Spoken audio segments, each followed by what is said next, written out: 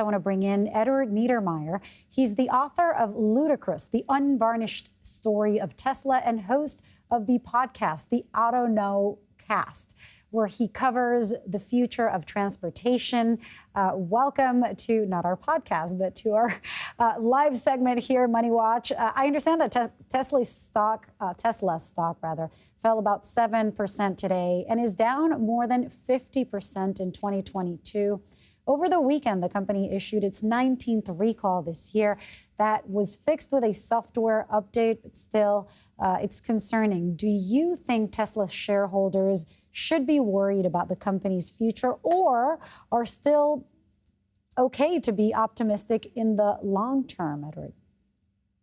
Yeah, so, I've been covering this company for quite a long time now. And, one constant has sort of been true throughout it, and that is that the stock and the reality on the ground at the company have been two different things. I think what we've seen, really since about 2015, really since 2013, I started covering it seriously in 2015, is just this Elon Musk's ability to really,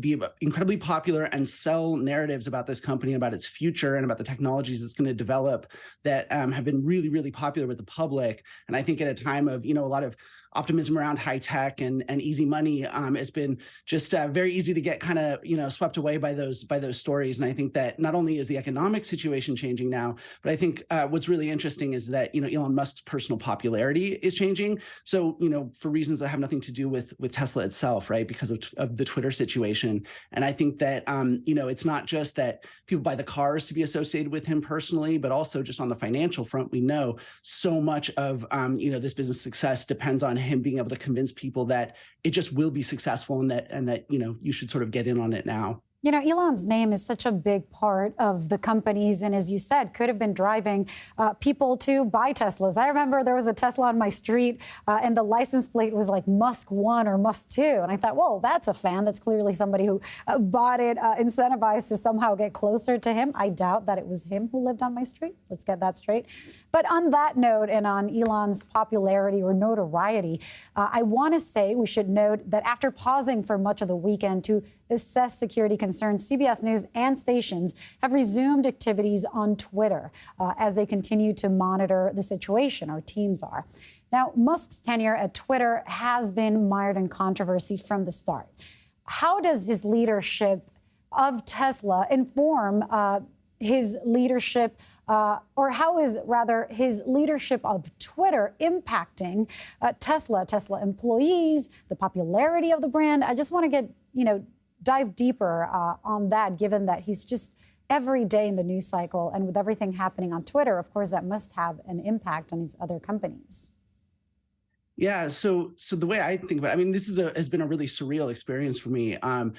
Sort of for him to take over this company, Twitter, and for all of a sudden, I think, almost everybody to be able to kind of start to see through his legend a bit. And it's surreal for me because this is what I've been going through for the past, 7 years that I've been covering Tesla.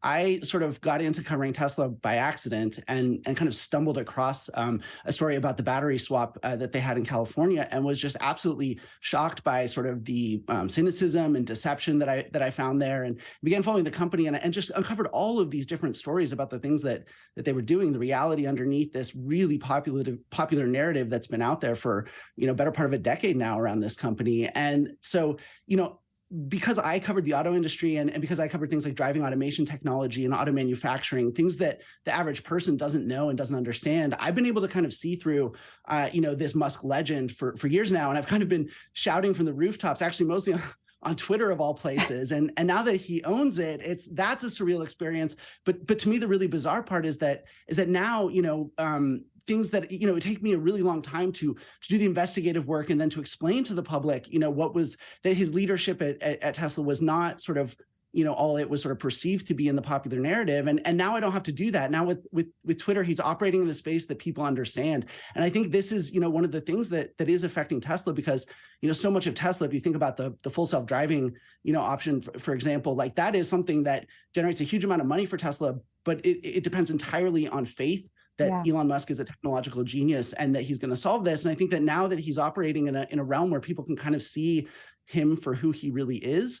I think that, confidence in some of those things he's promised at Tesla, and there are lots of them, right, that confidence is eroding. That's so interesting. I mean, I do, I have had so many conversations with people who are hesitant about AI, who say, it's not there yet. Of course, Tesla advises against using the full feature and like passing out or falling asleep or just, being on your phone. You have to be engaged somehow.